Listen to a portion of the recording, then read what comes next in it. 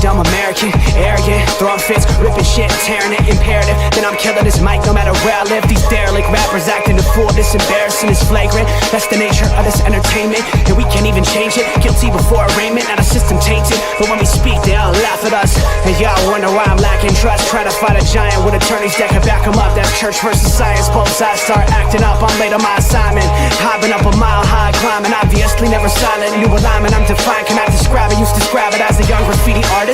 Before the beard, I always got carded. At every bar, even though my bar has been the hardest. The scars on my face said I ain't always been the smartest. But I'll show you where my heart is. I said I'll show you where my heart is.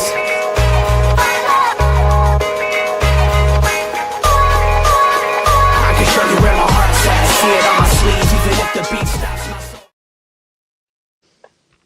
Ladies and gentlemen, welcome to another fabulous Tuesday evening with Sports Nonsense and Whiskey. Hanging with the fellas, Pinky, Robert, back from vacation. How we doing? I don't want to be back from vacation, but I'm here. Don't want to be back. Wanted to stay on vacation. Work is for the birds. Yeah. Well, okay then. That sounds about right. But otherwise, we're fantastic. Seattle was amazing. Loved every minute of it. No bad time was had. Lots of great stories and memories were made and will be told in the future. It was just awesome. So yeah, it was. I'm really glad we got to do that. And then, of course, seeing just the Seahawks decimate in the first quarter was awesome. Well, we'll get your guys' quick recap on the weekend here in a moment. I know we got a lot to discuss tonight. Pinky, you're going to have to guide us because I totally am drawing a blank on the complete rundown here. But I know we got a lot of NFL. We've got F1 was chaotic beyond. That's going to be fun. And then the things that are coming out over the last couple of days since then, bonkers. I can't hold it. It's so bad. I don't even think we had college to discuss college football this week, or maybe we did. I don't remember that. There's a whole nother ball of wax to unload there, and there's a lot to discuss tonight.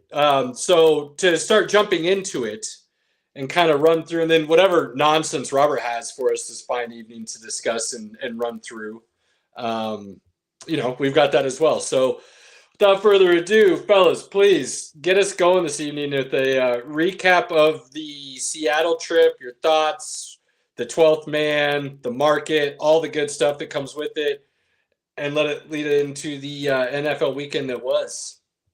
Pinky, I'll let you start, man. You know what? You're a newbie to this, Robert. So you start, buddy. All right. So this was my first ever stadium tour in my life. So I out of all the football stadiums, baseball stadiums, this was the actual first tour I got to do. Learned a lot. I have a lot of respect for what Seattle has done with that stadium and how they have everything set up. I think one of the coolest moments was seeing the wall of football and all the helmets, and I think what it was 110. Pinky, do you remember by chance? Oh no, it was like it was ridiculous. 200 or 300 helmets on the wall. Yeah, and this was that was just in the state of Washington itself. Had every single football team. They're still updating decals and things for schools, but that was pretty unique. To get Where do they stop? High school, middle school? High school.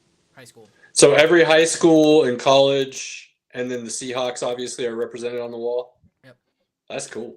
Yeah, so Denver does the same thing. They've got all the helmets. They just Seattle's was cool because it was a really big football that then had the helmets, and then the middle, I can't remember what it said. The land of football, I think is maybe what it said. I think so. And it had a steel beam that was from melted metal from the old stadium, from the King Dome. And they used that to make it. It was really cool. The stadium, they've got a lot of cool innovation stuff. They try to do something new every year. The state of football. But I know it's not the greatest picture, but kind of get an idea of representation. It's massive. I mean, it's huge.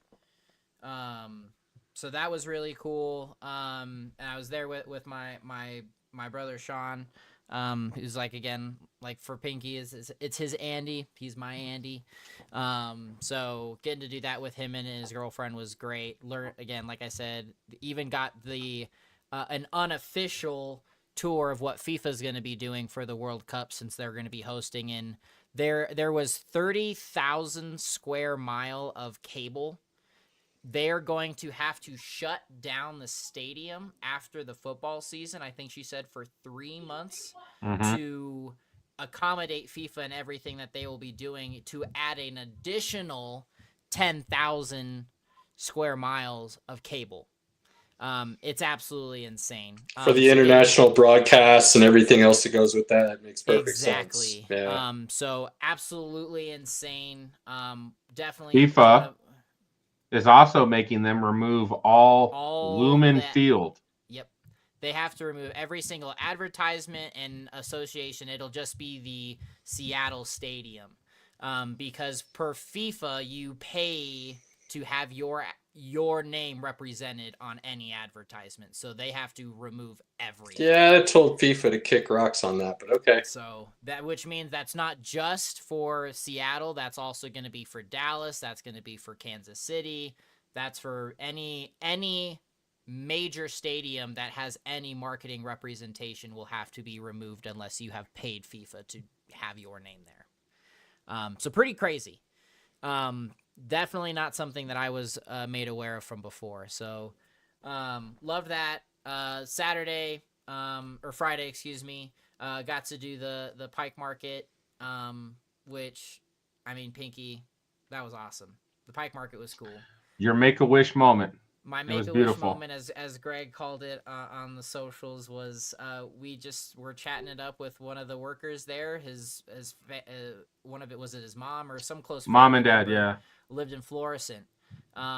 So kind of cool, small world. And then as we were getting our souvenirs and stuff, he comes up to me. He's like, "Hey, do you want to catch and throw a fish?" And I'm like, "Well, is the Pope Catholic?" Like, "Yeah, let's do this, man. Like, this is a Seattle thing." So getting to do that was awesome. That was definitely the best part of my trip for sure, because now I get to say that, hey, I've gotten to throw and catch a fish. It was pretty awesome. Market. The catch was beautiful as well. The throw was short.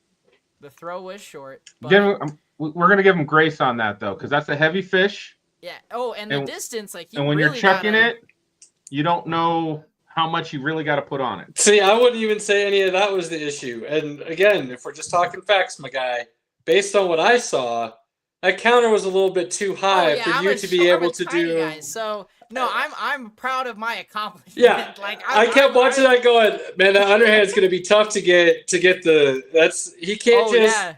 He's got to come up for the. So it was valid. It was a valid effort. Thank you. And you still hit ice. I still hit ice. Like, it still hit ice. Again. Yeah, you didn't throw it on the ground or anything. No, I cleared it. I just needed a little. In your defense, you should have taken a step or two back. Yeah. And thrown it further, allowing the angle to be more within. Physics, but it was good. I've seen people fail at that. You passed, my guy, for sure. So. No, that was awesome. The seafood that we had that evening was also top notch. I did a crab boil basically. And I mean, I ate every bit of fish that was on that table. You can ask me. I mean, I'm not a big person, but I powered through and ate every ounce of fish that was there. It was so good. Getting to do the Ferris wheel to see the Seattle skyline at night was absolutely amazing. The lighting was just perfect. The weather was awesome. So got a lot of pictures from that. All the rain went away Thursday. So Friday, man, blue skies. Mount Rainier was out in her glory. The Seattle skyline was gorgeous. It was fantastic, man. I gotta say, like, this was probably our best trip so far. Everything was perfect from the family that was with us. Unfortunately, one of our folks that was supposed to come had his flight canceled and wasn't able to get rebooked. My son had his flight canceled, but he jumped on rebooking right away, so he was able to get a flight out just a little bit later and still make it. But it just a perfect trip, man. And getting to game day. Oh, we got to talk. Saw my first rugby match. I was hoping you were gonna bring that up. I am fully on board. That's not a sport for me. I would never play that sport.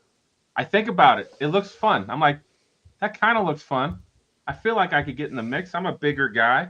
And then I see one of those Samoan guys, and I'm like, no, I'm out. Those Polynesian guys, I'm out. I'm out. Done. And the funny part about this is, so we went there specifically because my brother Sean is in a semi-pro rugby league in Tacoma, Washington. He's a big dude. It makes sense. He's a big dude, and he's one of the smallest dudes on the team. Like, yeah, me, I mean, he's but a he's big guy. But what is he? 6'2"? 6'2.5", maybe 3, 6'3". Yeah, he's not like a stick. He's I just wouldn't say he's like bulked up by any means, but right, he's got a little bit behind him. He's okay. So did they win? No, no, they got just decimated. It was bad. No, it was even Sean was like, yeah, that was brutal. We were like, wait, is that supposed to happen? Are they supposed to get the ball across the goal? Yeah. They're not even on the other side of the field yet. Yeah. By the end of the match, did you guys have any idea what was going on, or was it just had a decent idea? It was kind of after a little while, you kind of pick up on it. The ball can only hit the ground so much before it's dead. The team gets the ball and then they kind of hike it. They do the scrum, so they kind of hike it back, and then you got to try to advance it from there. And then there's if you get close enough and you can't make it, you can kick the ball for 2 points. Is this like standard rugby rules or Australian? Do you know the standard? I don't know the difference. I don't know what the difference is. I just know there's a difference. To my understanding, they were standard rules, but I will certainly ask him and see. But I want to learn rugby so bad. I always have. There's a lot of it that I absolutely love. I just don't know what I'm watching. In one of our off times, Sean has absolutely volunteered to come on and talk rugby. So he's there for it. So we can make that happen.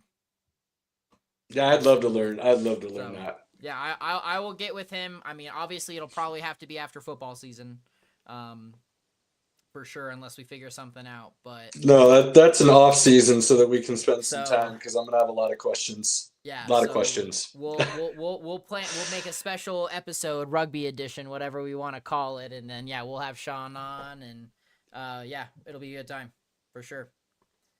So reach out to him and find out if there's any like big rugby events coming up that'll be like televised that we can then get behind to promote and watch and learn. Absolutely. Yeah, it was. Otherwise, just trying to find a rugby match to view is not the easiest thing. Not at all. So, unless I can tell the strategy. Big guys in the middle, fast guys on the outside. Because the whole game is to get that pitch and get it in such an angle that, boom, guy's gone. So the lateral game, it's really what it is. The lateral game and go. I don't know if Sean will listen to this, but thank you, Sean, for showing us rugby, having a good time. Hopefully next time there's a park with a bathroom. Like we can't hang out and drink beers and have no bathroom nearby. Like that's just not an option. I mean, look, in fairness though, if we're being honest about it, you're a man, so it shouldn't really be much of an issue. Yeah. So. Well, there is still public intoxication, peeing in public. If a child sees you, you are a sex offender. Well, so, I know the situations that can. Yeah, I'm well aware of all those things. I think every man is. I'm just saying, like, if you're peeing right on the sideline, then there's a problem. I'm pretty sure you could duck and cover somewhere and be all right. They kept telling us to do that. So I mean, like, So anyway. Also, rugby people are a different breed of people. Oh yeah. And which, by the way, shout out to Sean's girl Zoe for making some of the best apple pie I've ever had. It was fantastic. So, that was pretty good apple pie. When you have people that have to eat as much as they do, they make pretty good food. So like, it's awesome. She's very much an enabler. She was like, Pinky, drink another beer. Yeah. Pinky, drink another beer. I was like, it was great. It's cold and I can't pee anywhere. And so no, we all had a great time watching rugby. I'm glad Pinky enjoyed it. I loved it. Fantastic people. Zoe and Sean are good people. got to do one of my big things whenever I go to a city. I always try to find some, movie that I really enjoy. Maybe there's a filming location.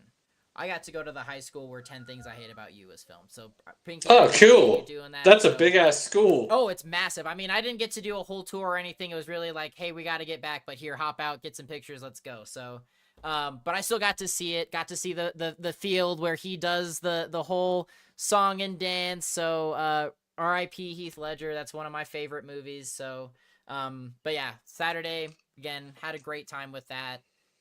Cannot thank Pinky enough for accommodating and getting to spend time with family. So again, appreciate you, man. What is that? The Tale of the Shrew, right?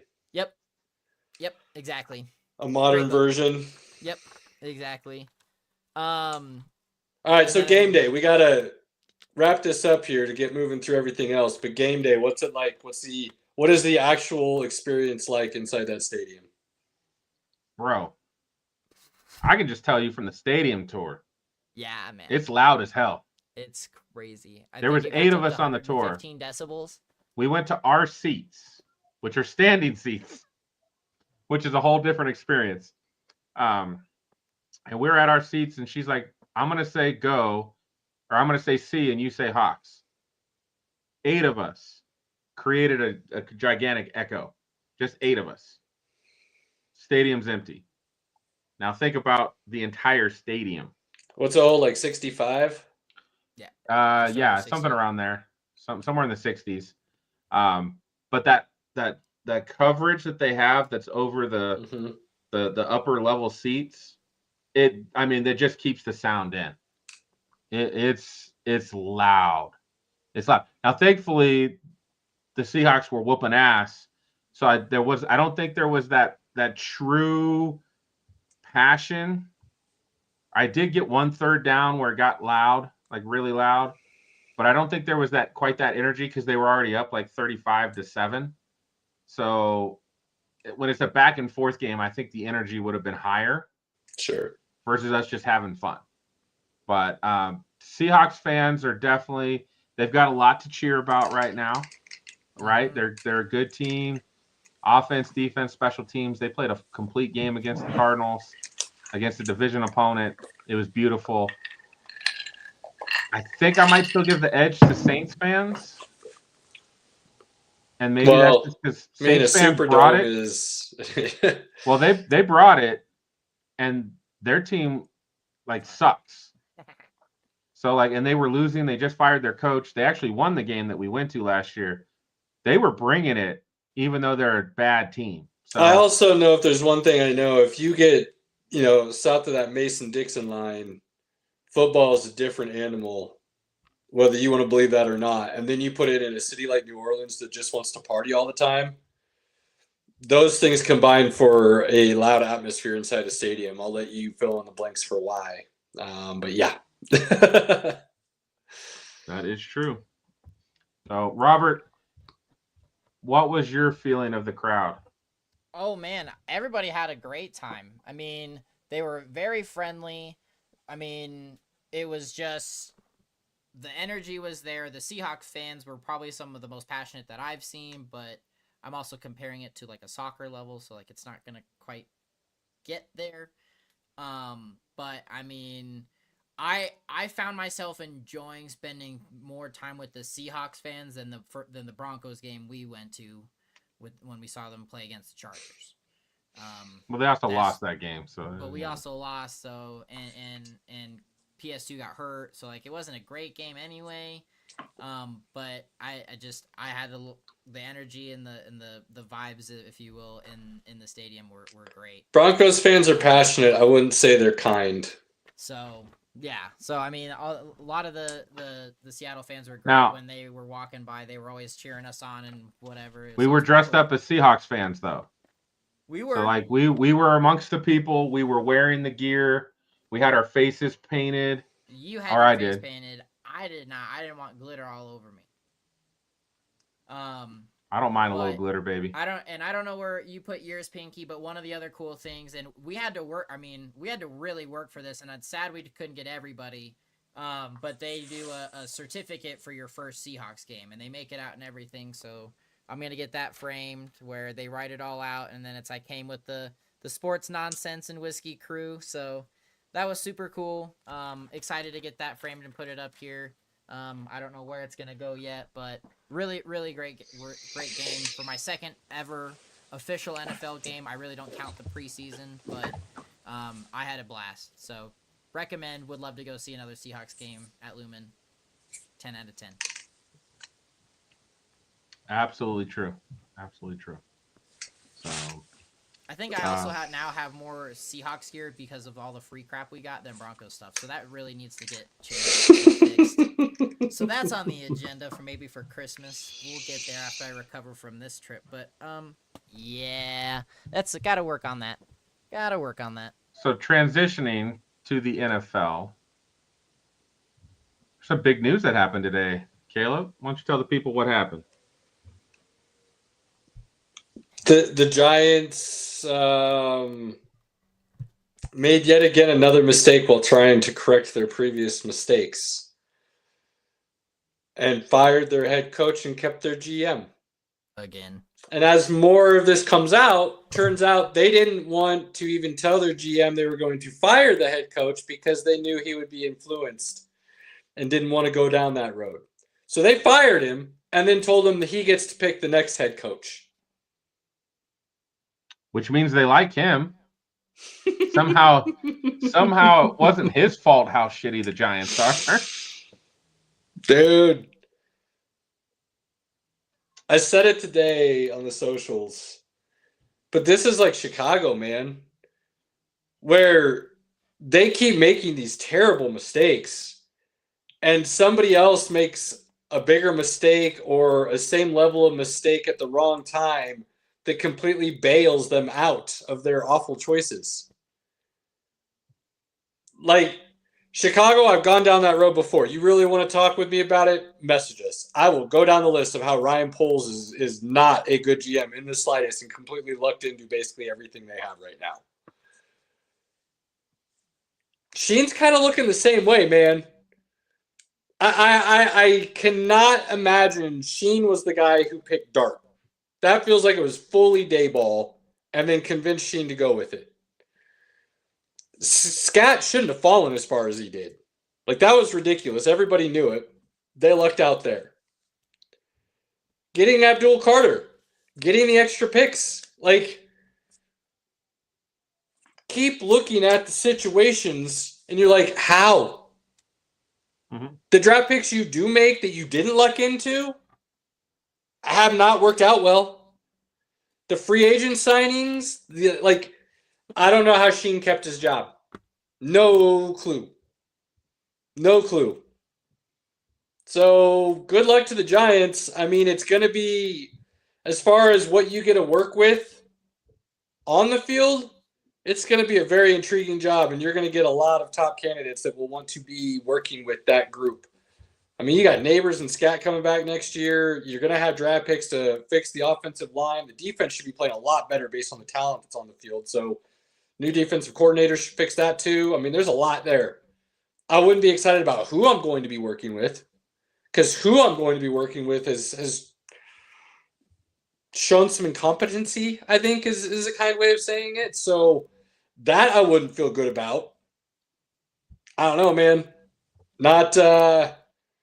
I wouldn't be thrilled if I was a Giants fan right now. I wouldn't be bummed because there's renewed hope. But boy, the missteps seem to be the common. If I'm a Bills fan, I'm like, please, Sean McDermott, screw up in the playoffs again. Let's bring Brian DeBall home because he'll make an MVP out of Josh Allen again. Like, he got Josh Allen playing some of his best football. Yeah, but I think their current offensive coordinator has been just as good, if not maybe better. So, nah. Yeah, it's not. I don't think Joe Brady's that good. I think Brady's very good. You got to remember, he's also the guy who worked with Joe Burrow at LSU, and Joe Burrow had a massive year. I mean, anybody can have a massive year when you've got Chase and Jefferson, and they had another guy that was there as like the fourth guy, and Joe Burrow. I'm just saying that Joe Brady's a very good OC. I think he's just as good as Dayball. I don't think Dayball is a good head coach at this point in time. Now, is it all on him? No. I think the GM should be taking at least 50% of the blame, and he's not. So we'll see what happens. You bring up Buffalo, though, like, that's on Bean. Like, what weapons has he given that offense to truly work with outside of Cook? So, there's some GMs around the league who people praise, and I don't entirely agree with. And there's others that, maybe people downplay as being good, but they keep putting up solid teams. It goes back to that old saying that people are like, oh, you're just an armchair quarterback, or you're sitting on the couch. You should be GMing. You don't know what you're talking about. Like, dude, like, if you look around the league in all sports, at least 50% of the dudes who have the jobs of making these decisions don't know what they're doing. And bringing some random fan off the couch wouldn't be any worse than what you're paying some of these dudes to do. So those are one of the comments I hate the most, because there's a lot of dudes doing a really bad job in keeping their job to do it.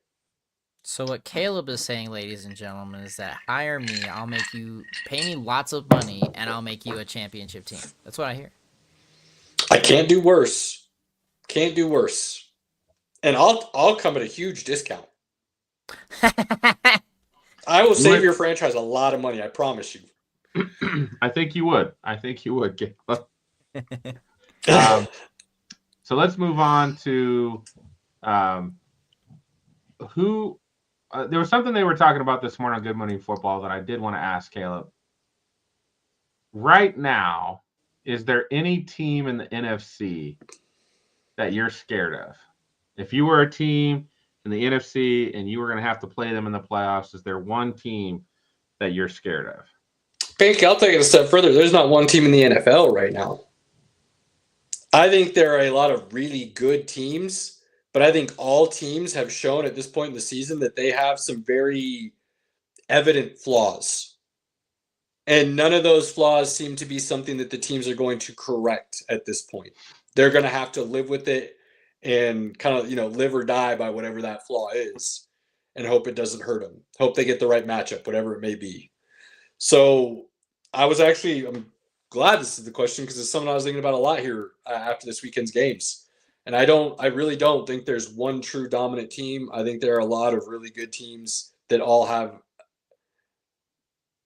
a flaw that would be their issue if another team can capitalize on it. I think in the NFC, I'm still scared of the Lions. On a given day, I think the Lions can put up points on anybody. The defense is their concern, right? Their defense is totally their concern. Oh man, I'd love that. I don't think the Broncos have the offense to make it happen. They would need the right matchups, big time. The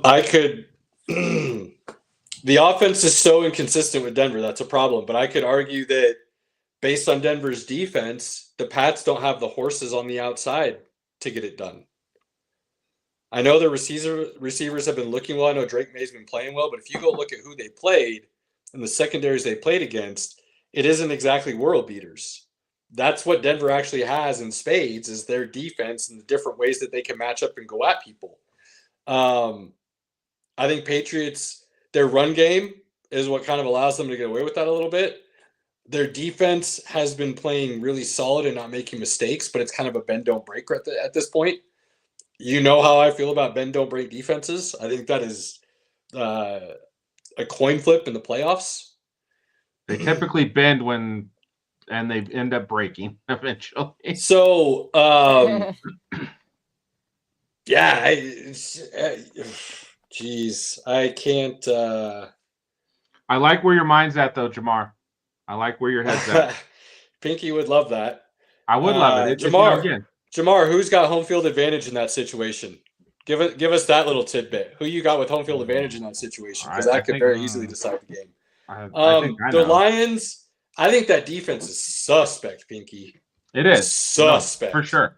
And that's their big weakness. That offense, yeah, it can hang points on people. And Dan Campbell taking back over play calling duties. Oh my God. Hello, offense awoke again. Like, that was a good call by the head coach. But boy, that defense is suspect.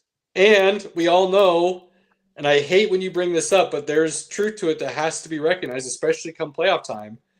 If you continuously pressure Jared Goff, he has issues getting the ball to the weapons. And there are some teams on that side of the bracket that would be able to put pressure up the middle, which gets him off platform and doesn't allow him to make those reads. So that could be a serious issue for Detroit. Like Philly, how much more inconsistent can you get as a team? Oh my gosh. On both sides of the seriously. ball. But you have so many weapons and so much talent, you can just kind of walk your way through it every week somehow. Green Bay.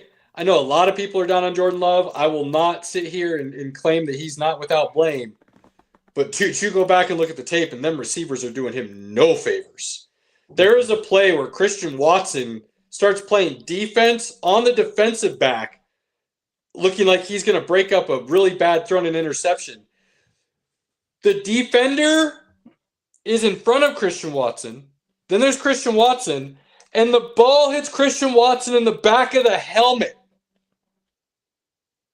What?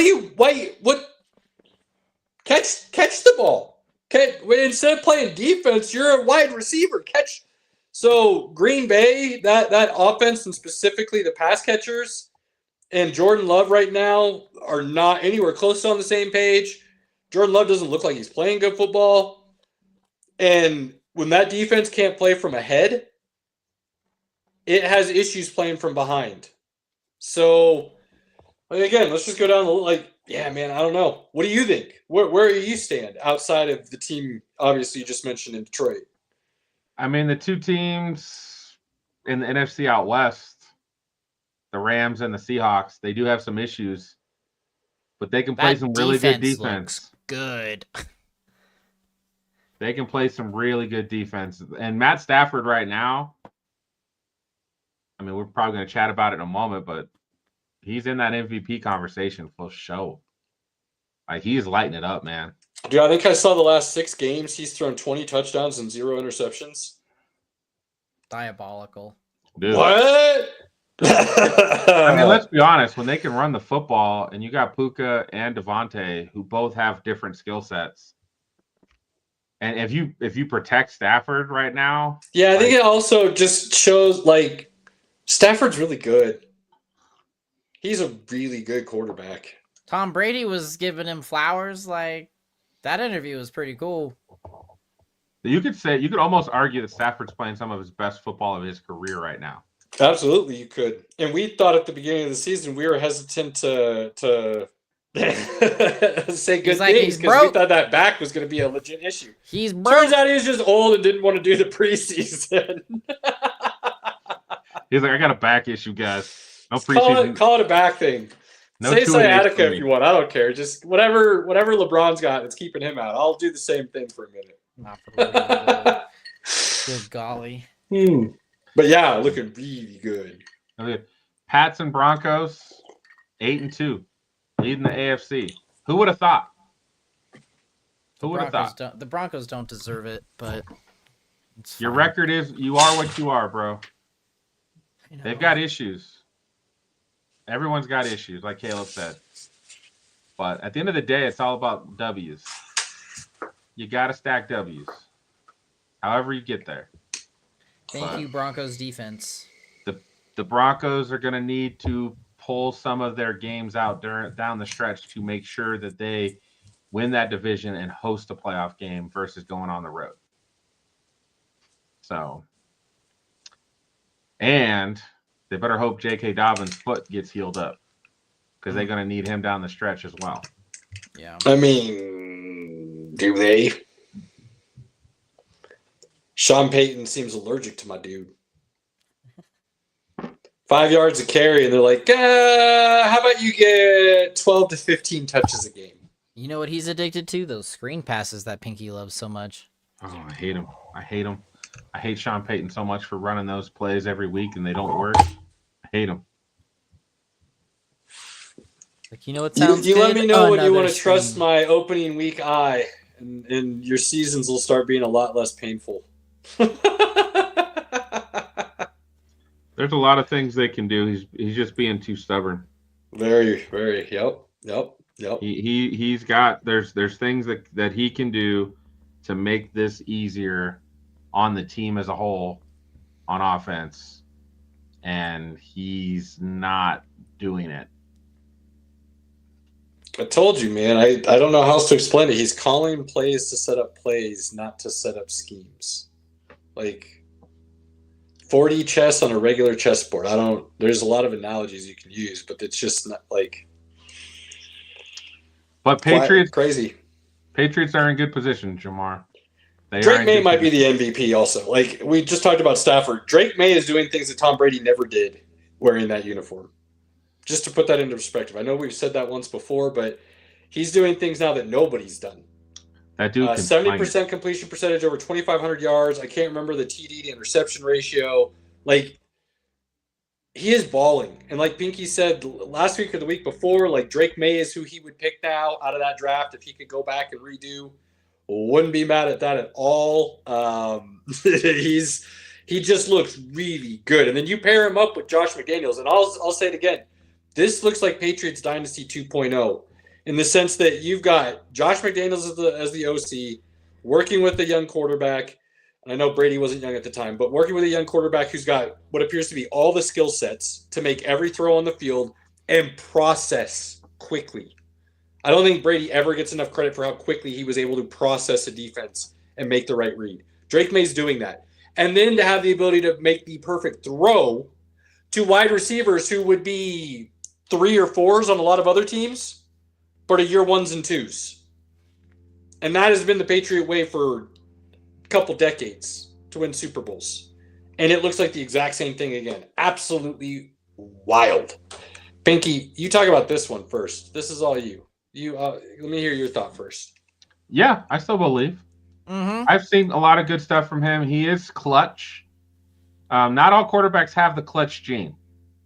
Bo Nix plays well in the clutch. Bo Nix plays well when I think the reins are off and he just has to go make plays. And again, I don't know what – I think one thing that we don't know, he hasn't used his legs much at all this season. Is that Sean Payton not letting – like trying to tell him stay in the pocket? These screen plays that have been awful. Somehow we don't get Cortland Sutton involved. Evan Ingram, like what are we doing with him at all? Like we don't have that dynamic tight end. Bo Nix can make the throws. He has had some issues with overthrows this year in certain cases, but then he's also had balls like right on the money. Second year guy, the offense he's trying to run is an offense that it will take a quarterback 5 years to master. He's in year 2. And that's one of the big issues is Peyton's trying to throw so much at him. We're doing so many combination of players. Every play we've got 3 or 4 new guys checking in versus just playing with the same squad every snap. That's hard stuff to like really figure out every time. So I'm still on the Bo Nix bandwagon.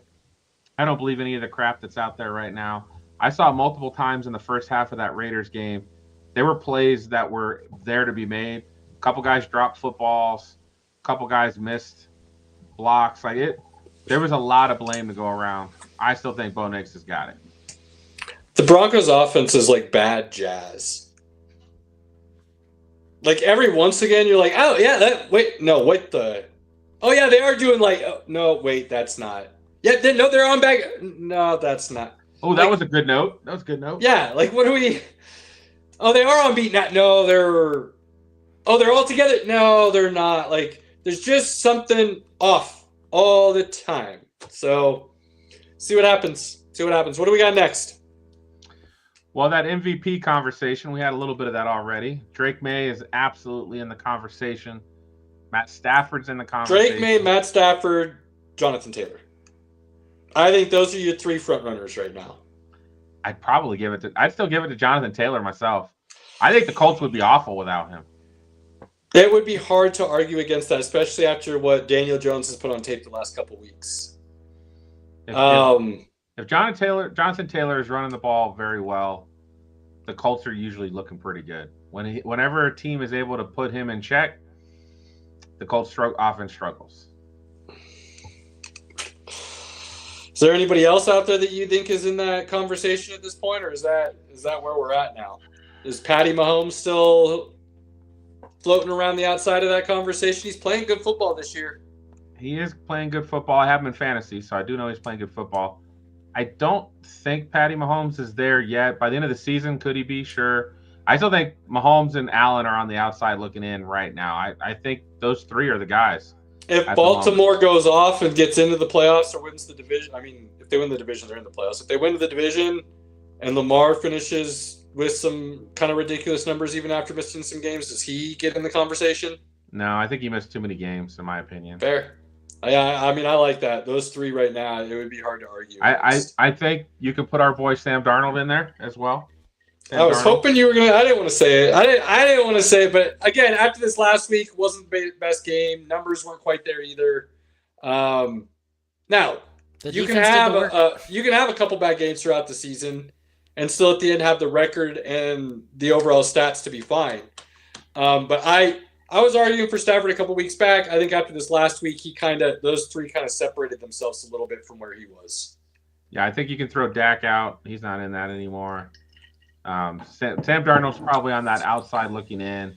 He needs another 1 to 2 games to really start to really put his name into that. But he's not far off. I think if you make an argument for a 7-2 Sam Darnold, I don't hate it. I mean, that's your dude. So that is my dude. I told you. Surprised you're not on that bandwagon a little harder right now. Since the beginning, since his USC days, I was on that bandwagon. That's Pinky's caught a lot of shit over the last couple of yeers. Trying to let people know the talent and what was available. How does that make you feel, Caleb? I'm happy for my guy being able to bring some true talent evaluation to the people if they would just listen. That's what I appreciate. The guys love that. They wanted me to make that video so hard. Yeah, it was great. Oh man, I was laughing so hard watching that. That was for you, buddy. And then just seeing your sly little grin trying its hardest not to show itself. Amazing. I smile when I lie, so it was good. I can never lie to my wife. It's awful. It's a horrible trait to have when you're a married man. Yeah. Well, that's the MVPs. I think I would take Jonathan Taylor right now as my MVP. He won't win it, but he'd be my MVP right now. Yo, I mean, if they keep winning and they're 1 or 2 seed in the AFC by the end of this season, I would not be surprised if the voters were like, you know what? We probably should have gone Saquon last year. We got an opportunity to kind of set the record straight and not show people it's not just a quarterback award. I could see it. And he's going to be Saquon didn't get the rushing record, right? And that was kind of the big push. If he had gotten that, things might have been different. Jonathan Taylor has potential to be close to the 2,000-yard mark and possibly break LT's overall touchdown season record. If he does that, I think he has a very legit argument for being MVP.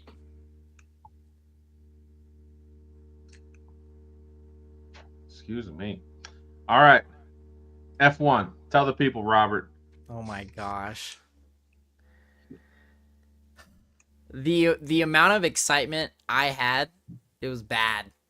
It was bad. So, being that we're on vacation, I got to watch all the qualifying, the practice races. Of course, got to get Andy into it since he never gets a chance. Pinky got to hear it verbally from me shouting about it. My wife is like, can he tone it down? No. Nobody should get this excited about going around in a track. Well, here we are. We do. We do. So, the sprint race, absolutely diabolical, crazy, chaotic. Piastri fucked it up, and I could not thank him more. Could not be more appreciative of that. Man, so Norris has now extended his lead by 33 points with the win and the sprint race win. Max is an absolute legend. He did, and Caleb, I don't know if I sent this to you or if you know this yet, but he is out of all the places on the grid, including the pit lane, he has finished on the podium 17 times from 17 different positions. That blows my mind. Yeah, Max is really good. Max is awesome. And I mean, Mercedes definitely came out with some defense strategies this weekend, and that was great. Kimi definitely held his own, was consistent all weekend with P2 in the sprint, finished in second in the Grand Prix. I know it's maybe taking Russell off just a little bit because he was kind of somewhat in a mathematical equation chance of winning a championship, but it's great to see Kimi as a rookie doing better and better each race, and adjusted for inflation, he comes nowhere near what Lewis did in his first year as a rookie. But Glad you said it. I didn't want to have to read all. I mean, you want the exact stats? I can throw up the exact. It's like people, 230 points or whatever. Let's just. You brought it up. I just want to make sure please. We don't hide our bias, right? But we still try to be as objective as possible. Completely. I heard people throwing around this. Kimi is the best rookie ever now, and it's the greatest rookie season. Like, okay. No, okay. It's not. No, it's not. Adjusted points as a rookie, if they all use the points ranking system of 2025, Lewis Hamilton's rookie year, he would have had 265 points to Kimi's 122. And Villanueva would have had 226 to Kimi's 122. And then just because I heard this, I was like, guys, like, it's a good season by a rookie, but let's not keep things into perspective, right? Yeah, it wasn't that great of a season. Rookie seasons. Kimi had 0 wins. Well, still a couple races left, but he has 0 wins, 2 podiums, and he's currently ranked 7th in points overall. Hamilton had 4 wins. Kimi had 0. Hamilton had 4 as a rookie. He had 12 podiums to Kimi's 2. 109 points back in the old ranking system where only the top 8 got points, and you got less points per that positioning than they get now. Yeah. Right? And he finished 2nd overall. Like, there's not a comparison. There shouldn't be a comparison. Look, Kimi's a nice rookie, and he's having a really good season driving with Mercedes and Russell as his teammate. They'll be able to run it back next year, build on that. It's good for them. They've had some help in the Constructors' Cup standings with the nightmare that has become Lewis Hamilton's living. Oh, my God. For someone who wanted to drive a Ferrari as his dream, it's a nightmare. It has devolved into the most epically bad situation you could ask for. So bad. I've yet to hear Hamilton or Leclerc come out and truly say anything negative in a truly bad way against the team. But when you have the team principal come out, I want to make sure I have this quote exact. Oh, yeah, oh gosh. And then did you the Leclerc and Hamilton's response? In F1, we have mechanics who are always the first in executing pit stops. We have engineers who work to improve the car. We need drivers who think more about Ferrari and less about themselves. Absolutely ruthless. Absolutely ruthless and uncalled for. But is it the truth? No. You want to know why? Not. Because here's the next set of facts I've got for you. And that was from team principal John Elkin. Under him, 8 seasons, 160 races, 15 wins, 0 championships, 3 victoryless seasons. They have had, and I don't have the exact stat, shoot, I apologize, but they've had a ridiculous amount of talent drive for them in those 8 years. A ridiculous amount. Carlos Sainz. And they have done nothing. And the principal is now coming out to tell the drivers, shut up and drive, basically. And these are two of the best drivers on the grid. One of them is arguably the best driver in the history of Formula One. And apparently Ferrari doesn't want to listen to anything these guys have to offer that could possibly improve the situation. Not to mention, and I know this is kind of driving a little, maybe the stake a little too hard, but consistently this season, Leclerc has finished above Hamilton on more than one occasion. So there's a lot of disconnect over there. So I'll be curious to see what Ferrari brings next season, because at this point there's nothing for them. Well, a lot of people thought it might be, and maybe I'm not using those terms right. Sorry, Formula One fans, still learning lingo. I might have just missed that. Principal might be, who's the old guy? It wasn't him. It was I think it's the president. Right, but the principal is like the guy who's like calling the races and stuff, right? That's the team principal. Am I right in thinking that? Yeah, is the old guy Viettel or whatever his name is? Yeah, that guy. Is that the Ferrari team principal, and this is like the president of Ferrari or whatever? Yeah, the person who that quote that you just quoted is the person above the principal. Okay.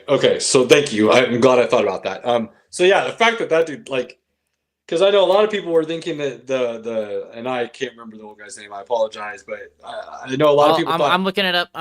Okay, I know a lot of people thought he was the issue, and Hamilton and the engineers and Leclerc, and turns out no, it comes from the top down, like all the way from the top down. It's a mess. Brad Vasseur. Hey, what? Brad Vasseur. Yes. Vasseur. Yes. Ferrari is the Dallas Mavericks of F1. Oh, wow. For fans from other sports that don't watch F1, to relate it so you can kind of understand what we're discussing. Are they the Mavericks or are they the Cowboys? They're the Mavericks. Because they're trying to constantly get rid of their talent and not listen to it. Jerry likes bringing in talent for the show, and they at least win something. Ferrari obviously is not winning anything. So, scary future going forward for Ferrari. Now, over at McLaren,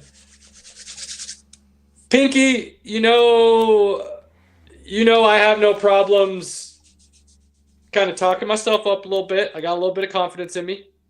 You also know I'm pretty good at eating my crow, and I'll admit defeat when it needs to be discussed. I don't have a problem doing that, I would think. I'm gonna pat myself on the back and give Robert a high five, because we've been on the same boat since basically race one. I think after this weekend, and I don't care, I'm still learning. I know that people have agreed with us before. I think it's more evident now. Lando is the better driver. It's not Piastri. McLaren was not favoring Lando. They played their cards about as even as you possibly could, in my mind. And Piastri has gotten to the point now where either he can't take the pressure, or driving on the edge for him finally caught up and he can't keep it that way for a full season. But I think it's safe to say Lando is the better driver now, and he is, at this point, the front runner for the Drivers' Championship. Now, the cool thing is Max is still mathematically within range to win the Drivers' Championship, and I saw a stat, Robert, that this is how he gets it done. Lando has to DNF next race in Vegas. And then Piastri has to finish, I think it was third or worse. Maybe it's fourth or worst. Okay. And then Max has to win the sprint and the next race in Abu Dhabi. That's the final. That's the final. Wherever the next race is, and then he has to win Abu Dhabi. Next race is Vegas. He has to win the last 4 races. 3. The last 3 races plus the sprint. Right? So there's 4 races that you can get points at, is what I'm talking about. Well, 3 races in a yes. sprint. You get 8 points for winning the sprint, I think it is. Yes. So he does that. And then DNF from Lando, 3rd or 4th or worst from Piastri. And then I think it's the other 2 could just finish 2nd and 3rd. Lando and Piastri, 2nd and 3rd the next 2 races, and Max wins them. He would end up the driver's champion. So it's not actually that far out of reach to think it's impossible, happen. which is crazy. It can happen. Yeah, because we see what happens at the front of that grid. And if we want this to happen. If Lando doesn't win the polls, I mean, honestly, and you get stuck in some of this traffic, as we've learned, this season has almost been a race to the turn 1. The amount of turn 1 chaos has been a little crazy. Mm-hmm. So I don't think it's that far out of the question. Chaos. Now, Lando is in the lead, and he's got a bit of a cushion now. So it's going to be interesting to see how these final 3 races play out. Vegas is the night race. That's always a super cool situation through the city. So it'll be fun. Which, by the way, Pinky, is at 9 p.m. our time. My father will not be awake. So we will be watching it. I don't know where, but we'll be watching it together. So we have to talk about Max Verstappen, literally coming from starting from the worst spot you can come from. And second to worst spot, right? Wasn't there somebody behind him in pit lane? Yeah, I believe it was one of the Sauber cars. Yeah, I think, but still terrible. Regardless, up to third and had. I mean, there was a moment there from where, a car he couldn't even drive. According to him, it was a bad car.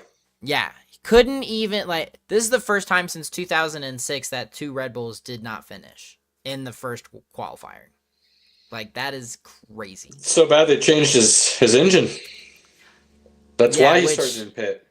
Right. And not to mention, speaking of changing engines, Caleb, I'm so glad you brought that up. So that announcement that I sent in our group chat today is actually for the announcement that Ford is now going to be supplying the Red Bull F1 teams, both V-Carb and Oracle, with engines going forward. Not Mercedes? Not Mercedes. They are going to be running Ford engines. Oh, that's interesting. Is that good? So, I don't know. I don't know enough yet. I don't know enough yet to know enough yet, you know? I mean, McLaren's running Ferrari engines, aren't they? I believe... No. I believe it's Honda. Oh, I think you might be right there. But yeah, it makes no sense. Why every team isn't running their own engine platform is always wild to me. Oh, no, it's a Mercedes engine. McLaren's also Mercedes? Yeah. Who runs... Do you have a list of who runs what, real quick? I'll need to find one. Just F1 team engine suppliers. Because it's wild, Pinky. Listen to this. Because I know this wasn't something you were aware of. It's not every team makes their own engine. There's 4 suppliers that everybody buys from. So the fact that you see such differences from teams running the same power plant shows you how much additional engineering can play with the overall performance of a car. It's crazy to me. Ferrari supplies Ferrari, Haas, and Sauber. Okay. Honda supplies Red Bull, both Red Bulls. Mercedes, McLaren, and Williams. And then Renault supplies Alpine.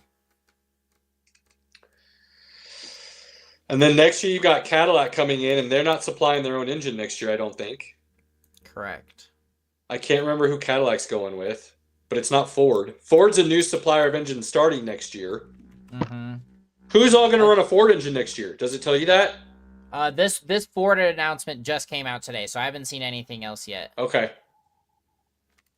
Dang, that's crazy. Red Bull's going to run with a 4 power plant. Huh? Cadillac's going to enter the season with a Ferrari engine, but its own GM power unit is planned for 28 and 29. I knew they had their own coming. They need the testing still. So, and then do keep in mind that Audi is also going to be coming back and replacing Kick Sauber, so that's going to change a lot of things too. Yeah, for sure. Look, for anybody that might be trying to poo-poo on the American engines, I'm going to tell you right now a couple things. The GT40 is a real thing, Ferrari. Eat it and deal with it, okay? Also, Cadillac, I believe, was General Motors, which is going to be who's doing Cadillac engines. At one point was the primary supplier for the base model for NASCAR engines. Mm-hmm.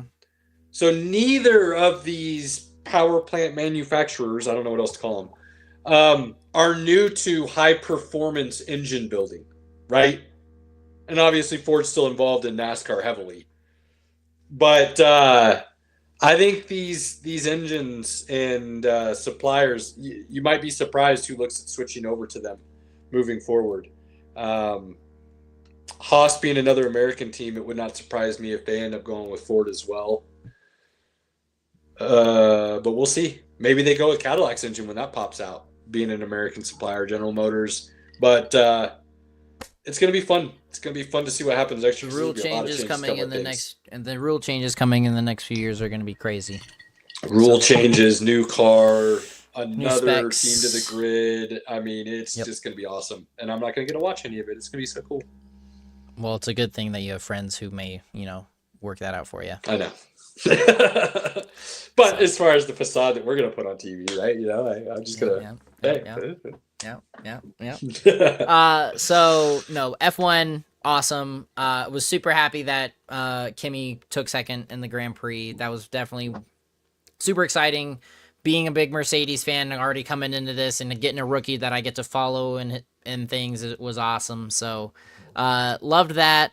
Enjoyed getting to make Pinky and Hannah suffer through my excitement and enjoyment over F1, because we were even at the tailgate party and I was watching the race while they were getting their face paint and everything done. I was like, I cannot stop watching this race because stuff's happening. Stuff is happening. So no, 10 out of 10. This was definitely one of the best races of the year for me. So definitely is in my top 5 of the year. Looking forward to see what the next few races will hold, especially when we get to Vegas in 2 weekends. Yeah, dude. So now, I don't have any other F1 stuff to go over. Caleb, I don't know if you have any other F1 stuff to go over. I have some good nonsense to discuss. All right, let me holler at this college football. I won't even make it a conversation. We'll just throw out basically the topic to allow people to riff off of if they want to. Do it. Because we haven't discussed much college football and we needed 2 more, but that's okay. Real quick, I think we are down to a really, I think it's a 3-horse race for the Heisman at this point. I think you're looking at Fernando Mendoza out of Indiana, you're looking at Julian Sayin out of Ohio State, and you're looking at Ty Simpson out of Alabama. I think those 3 have separated themselves from everybody else. There'll be a couple other names that people may try to squeeze in there, but I think those 3, and then from there we'll see what happens.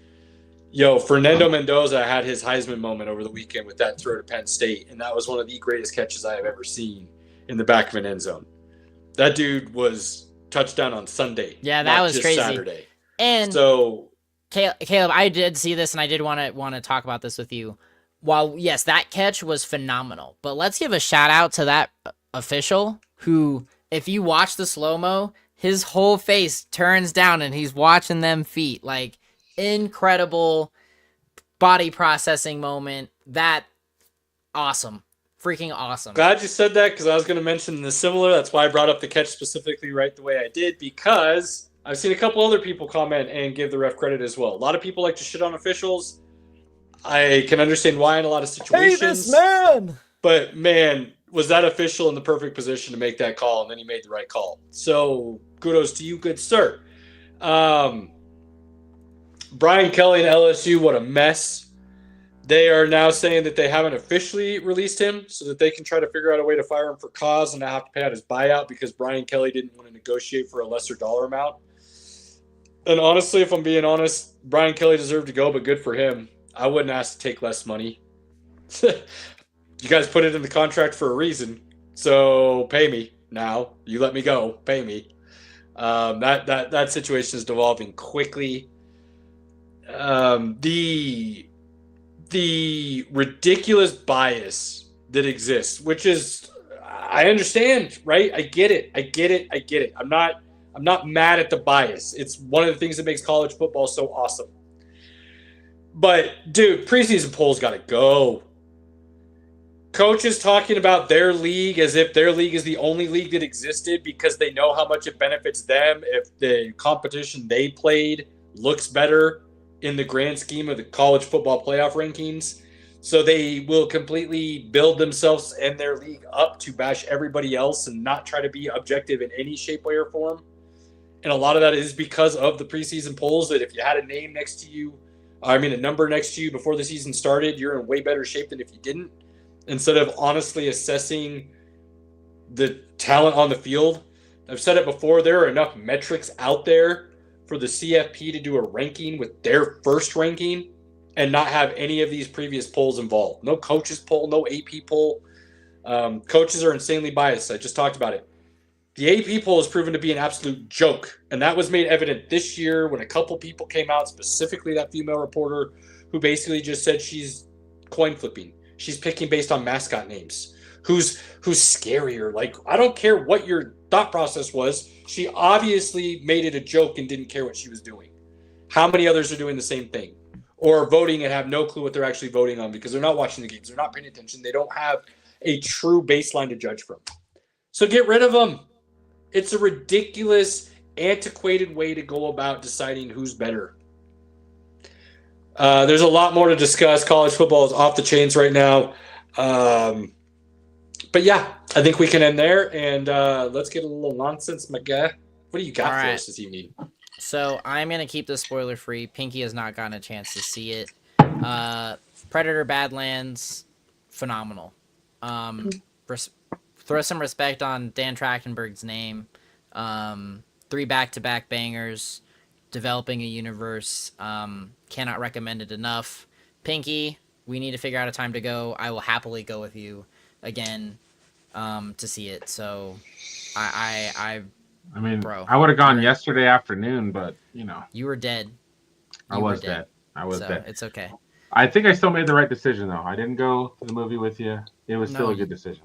Yes, it was a great decision. No, you made the right choice, my man. You made the right choice. So again, we'll figure out this week, next week, sometime soon. Got to see Running Man too. So that comes out not this weekend, next weekend. So we'll figure that out. I'm pretty confident this week. Even I know. Oh wait, you know what? You're right. Because it comes out the weekend before my. Even this guy knows that. Get on board. I expect more from you, Robert. I'm putting it off because my dad is coming to see it. 1 4-day weekend vacation. This guy forgets all his marbles somewhere. Well, listen, this is a movie that I don't know how I'm going to do this. I may see it. What else were you doing in Seattle, good sir, that caused you to not remember such things? Oh man, having a great time. Things that cannot be shared on the air. Yeah. No, I keep thinking because I'm seeing The Running Man with my dad. Like, that is one of his favorite books, so that's what's in my mind. And I'm like, next weekend is when he gets here. We're going to see it next weekend. So, no, you are right. It does come out Friday. My mistakes. Ping, I don't know if I'm going to watch this with you this weekend or if I'm going to have to wait till next weekend. We'll I haven't seen the Arnold version in a long time. How bad does it not hold up still? Oh, it's terrible. I mean, I still love it, but it's probably... Well, yeah, so but that's classic. because it's a B... It's a classic. BC, whatever you want to call it, from the 80s that we all like. That's But right it's up not there good, yeah. with any Jean-Claude Van Damme movie, any Steven Seagal flick. Like, there's a list there that you could be like, yeah, those are like, if it's on TV, that's an instant sit down and I'm gonna be happy I finished watching that. Yep. So. Oh man, Now You See Me, Now You Don't comes out next weekend too. Or this weekend, I'm sorry. Yeah, no, there's a lot of good movies. I'll go see that. I just can't. I don't know if I can go see The Running Man with you. I need to save that for my dad. So. That is probably going to be really good. Which reminds me, once again, we are getting robbed by not having a National Treasure 3. Yes. Not yet. It's there's rumor. I'll keep you talk- posted, Caleb. Also, side note, sorry, then you can go back to your nonsense, but I know you'll love this. Saw an interview today, and I don't know how old it is. I don't know if it was recent. I think it was recent, but it was Josh Gad on The Late Show talking about Spaceballs 2. No, it's probably now. He's in the middle of filming it. And I know, they've but been doing some things, he didn't so. say anything about it, but he talked about how it came to be. And I thought I wanted to Oh. tell you about this. If you've heard it, fine. If for those of you that haven't, I'll give a quick iteration. But he got to the point where he decided to start showing his daughter, who he said was like 9 at the time, 8 or 9 at the time, all his favorite movies of Mel Brooks, because he loves Mel Brooks. And so he sat her down and started playing a bunch of them. And they got to Spaceballs, and she watched them. She goes, "That's great. So let's watch number 2." He goes, "There's not a." She goes, History of the World Part 1. Like, there's not a Part 2. He promised at the end that there, God willing, merchandise, and there's gonna be. He goes, "Yeah, sorry, honey, there's not a Part 2." She goes, "Why not?" He goes, I don't know." He said, "I went to bed that night, and you have those moments where, like, all of a sudden you see everything. Like, the script is written in your head. You see the whole story. I had it. I sat down, and I put it all together the next morning, and I called Mel Brooks, and I pitched it to him. And Mel Brooks' response was, "Josh, I've been waiting 35 years for this phone call." And I heard that, and it instantly made me feel like this is going to be epically good. Yep. And I'm so excited for Spaceballs 2. I've got major. We'll finish this tangent and then we'll go back. But I've got major respect for Josh Gad as a nerd. I mean, he's a huge Star Wars fan, a huge Mel Brooks fan. I love him. He's been in some of my favorite comedies. Major respect, Josh Gad. I appreciate you and everything that you're doing to get this movie. So thank you, sir. So anyway, Pinky, Running Man, Now You See Me. Yes, we've got a couple of good movies coming out here now. And then we've got Avatar coming out, which will have the first Avengers trailer in it. So that'll probably be the only reason why I go see that, if I'm being completely honest. I mean, the otherwise wasn't bad. It just wasn't great. Listen, we'll take apart the Avatar movies on a different show. That won't happen tonight. That'd be fun. So anyway, for movies that and things that I will be catching up on and will be reporting back on is Frankenstein is getting major respect from Guillermo del Toro, and I cannot wait to finally watch this movie. Very little digital CGI effects. Everything you see down to the actual ship is real. So I have done my best to avoid as many videos, recaps, reviews, pictures, because everything I've seen already, I am hooked. I loved the original novel by Mary Shelley. So Jacob looks fantastic in the makeup. I from everything that I have heard and from my friends who have kept it very, very high level, it's going to be phenomenal. So really looking forward to getting that review. Pinky, I'm sure you'll get around to watching it at some point. We'll figure that out. So definitely hyped for that. And then I am excited for this project Vince Gilligan just put out on Apple TV. Multiple reviews are calling it one of the best TV pilot episodes ever. So what's the show? It's called Pluribus. It's from the guy who did Breaking Bad, Better Call Saul, but it is now a very different show. It's sci-fi-esque. I haven't gotten into it. I just know from everything that I've seen that this has become a overnight hit. Horror or like thriller or like just sci-fi thriller. Sci-fi thriller is everything I've come to understand, but it is getting major respect. Vince is trying to plan it for 4 seasons. Season 2 is already confirmed, but the episode itself right now and the season so far is sitting and holding at 100% on Rotten Tomatoes. So that is something that I will be probably watching starting this evening, and we'll be reporting back next week on where I think this will go. Well, but why don't we just all watch it? Or wait, Caleb, do you have Apple? Caleb doesn't have Apple TV. It's the only thing I don't have. Which is why he was saying earlier he can't watch F1 because now F1 will be on Apple TV. Gotcha. Okay. Yeah, we'll get you, Caleb. We'll figure it out, man. But so yes, Pluribus is getting rave reviews. Even has some of the cameos from the Breaking Bad cast. So looking forward to seeing more of that. and actually seeing what the show is about. So looking forward to some good TV. Yeah, buddy. And then Pinky, did you start Dairy? I've started it. I need to watch the most recent episode from Sunday night, but I got to watch like 5 minutes, and then the wife came downstairs, and she just doesn't do horror. So all right. Well, then we'll talk about that when you get the opportunity. yeah, So it's a busy time for Pinky right now. Studying, going to the gym, doing sports. Like my ability to watch anything is really low. that's fair.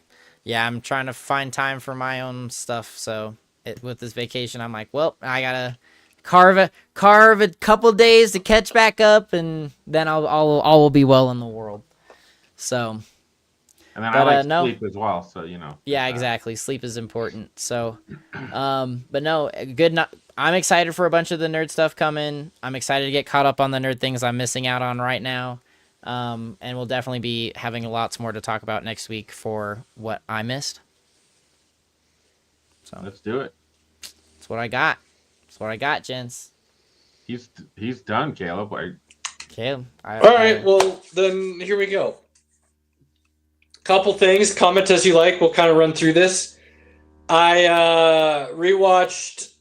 I had seen it, but I could not remember it for whatever reason. Whenever I watched it, I wasn't into it. Not that I didn't like it. It's just one of those times where like maybe I had too much going on. I don't know. But I rewatched Dead Reckoning again. Mission Impossible 8. The most recent movie. Yeah. Oh, part one. Because part one. Got you. I realized that I didn't remember the movie nearly as well as I thought I did when it got to the end. And like, you know how like you've seen a movie, but then you're like watching it and you're like, all right, I didn't remember this the way I thought I did. Because you remember like maybe the big things, but you didn't remember how the things got there, or little details that really matter that you forgot, right? Okay. That like happened, but I was like, all right, I remembered enough of this where I probably didn't need to rewatch this again. And then the ending happened, and I was like, no, I definitely needed to watch this again. I forgot about all of that shit.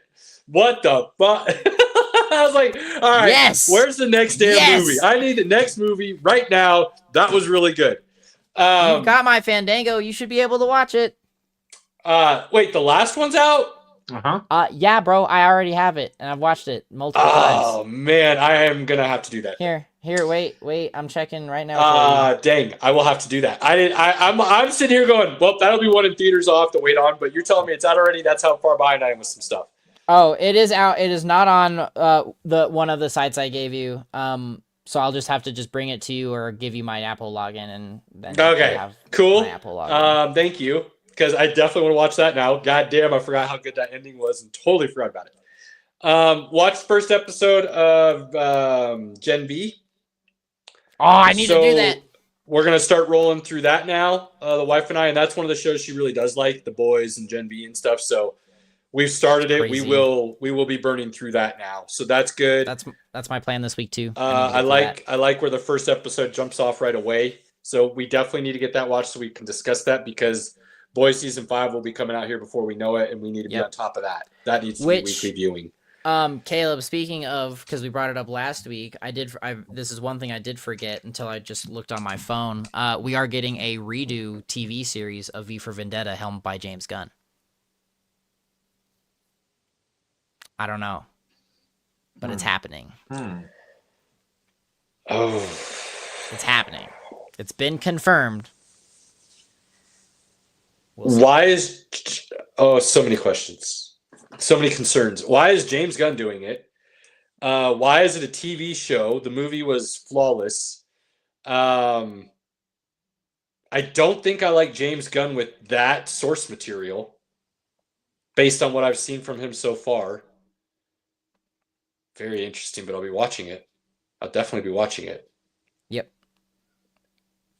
Ooh. Yep. Ooh. Yeah. Because it's also Peter Safran doing it too. Who's that? So. What else has he done? What would I know him from?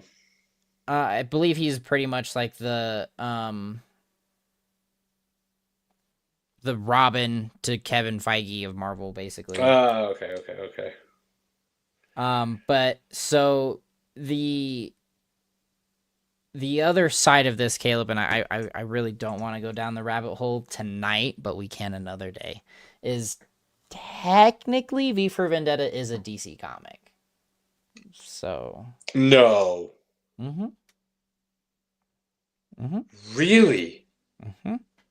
I always thought it was like one of those, like, what is it, Dark Horse or whoever does Spawn. I thought it was an Image. Image. Nope, they took over publishing it in the 80s. Wow, I didn't know that was. I don't like that that's in the same universe, technically speaking, and James Gunn could be doing something. I don't like that at all. Interesting. Okay. I'll just wait and see. Oh boy. But it was a part of like a different comic series like Image originally, but then it became a part of a DC property. So.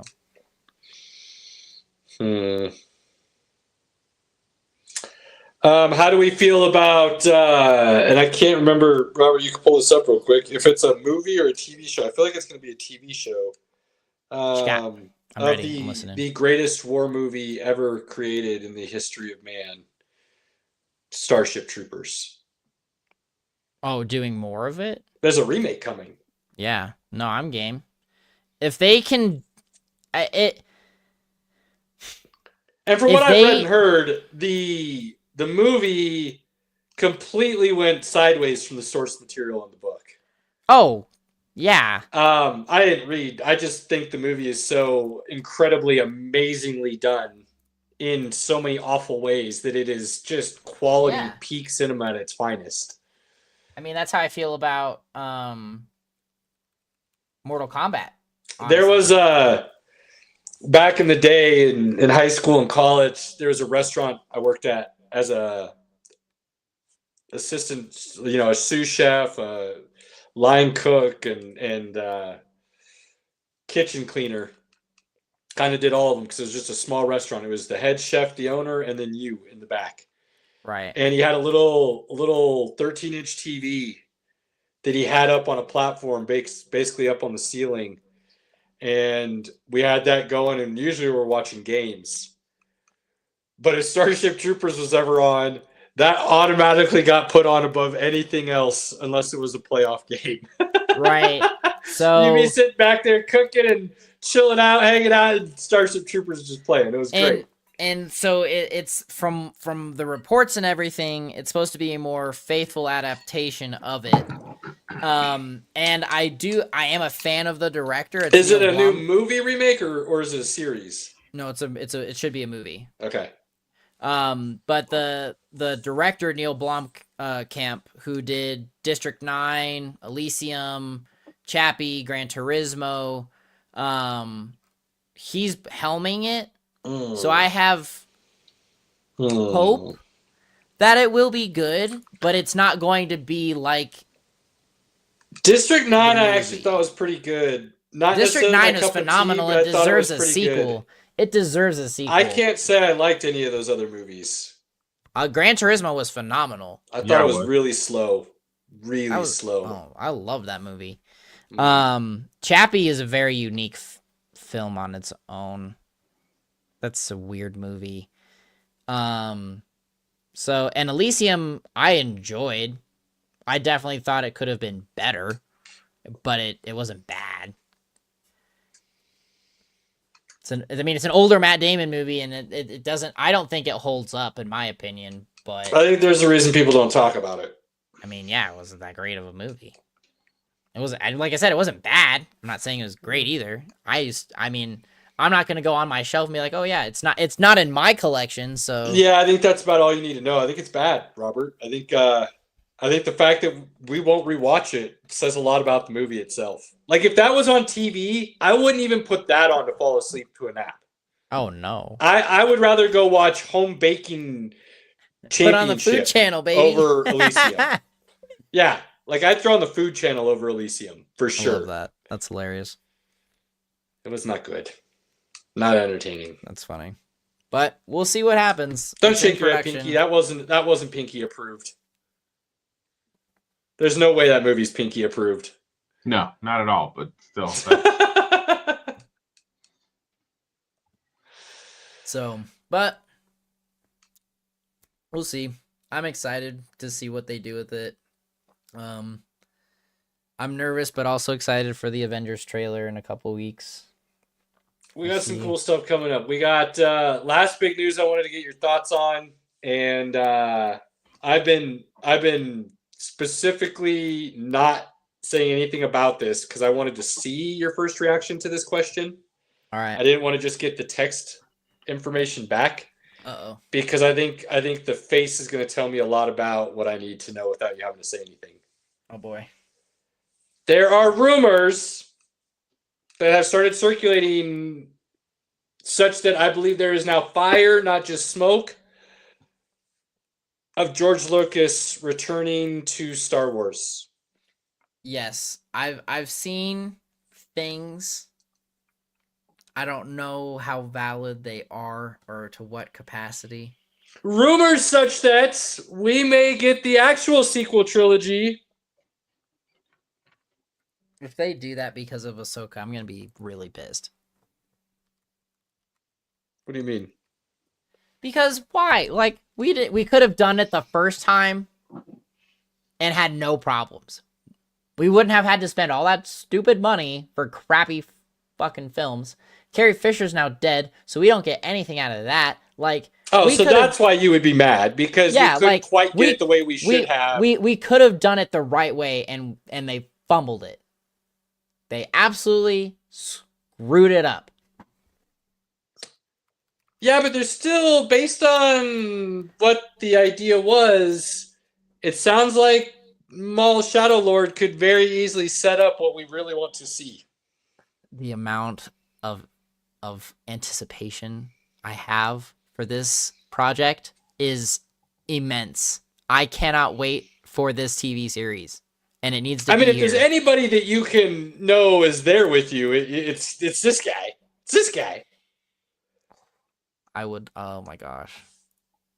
Again, and I have informed excited. the wife going forward. If she wants to watch Star Wars, she is more than welcome to. But I am no longer postponing my watching. Yeah, you can't. I won't do it anymore because I still haven't seen Andor. I still haven't gotten to talk to you and go through everything that is. Dude. And I know a lot of that's on me, but I tried to get. It got to the point where I was so far behind. I tried to just jump forward and get current with you guys, and had to leave that one to come back to later. And I know I'm almost there. I'm almost at the point where I can sit down and just binge it so that you and I can finally dive into it. I know it's been killing you that I haven't been, and I apologize immensely. That will never be a problem again with Star Wars. If there is anything that I will be on top of from now on.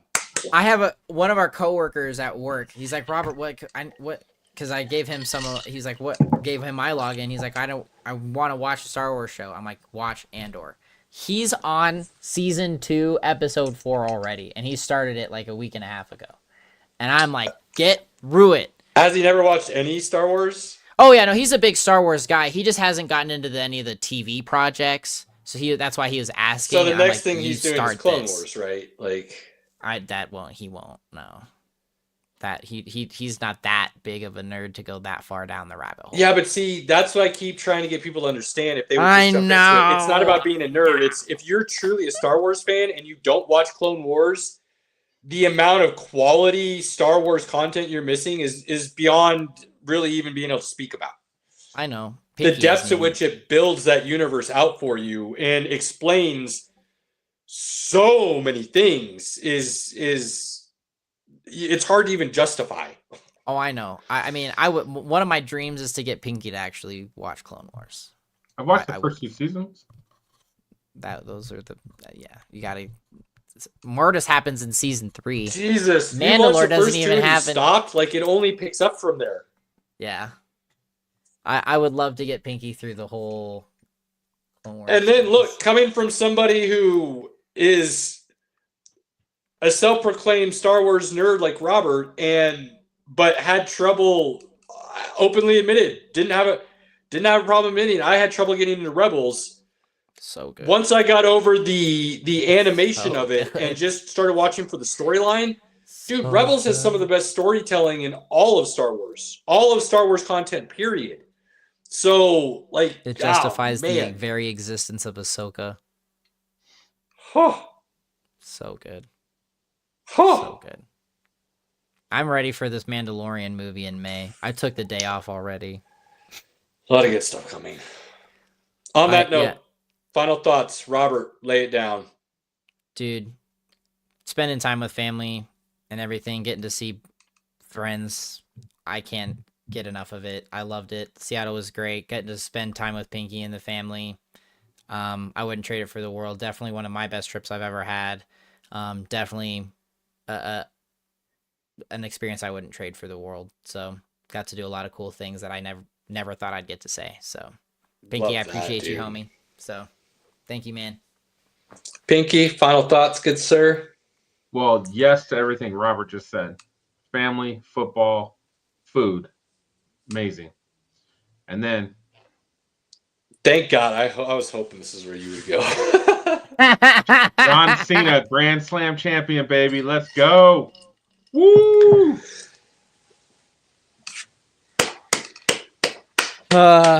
It's going to be interesting these next several weeks about what happens, Pink. I'm so there for it. I'm ready to get into it with you. Pinky's about to be heading out on another trip here real soon.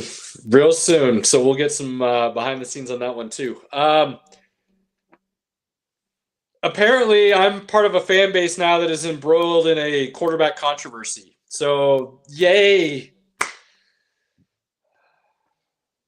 Yeah, I can't even conversations. People. Let's go Cornhuskers.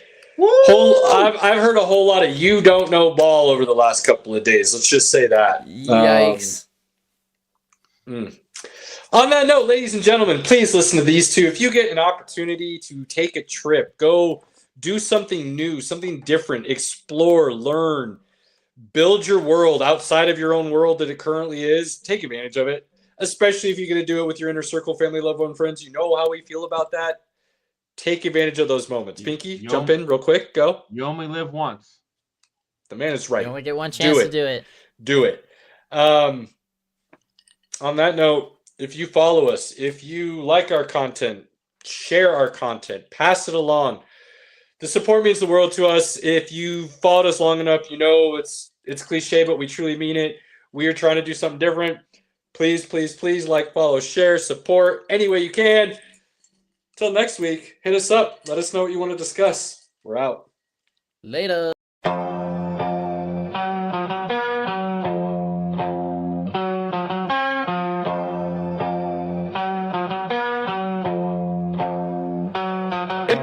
Pinky in the building, repping orange and blue. Broncos country, yeah, you know how we do. Hot take so wild, you remember the name. From college ball to the pros, Caleb spitting game. Robert here, the pop culture plug. From comics to racing, pour the drink in the mug. Sports, nonsense and whiskey, yeah, bold talk. Good laughs and a glass in the air. Sports, nonsense and whiskey, right? Kick back, tune in, take a wild side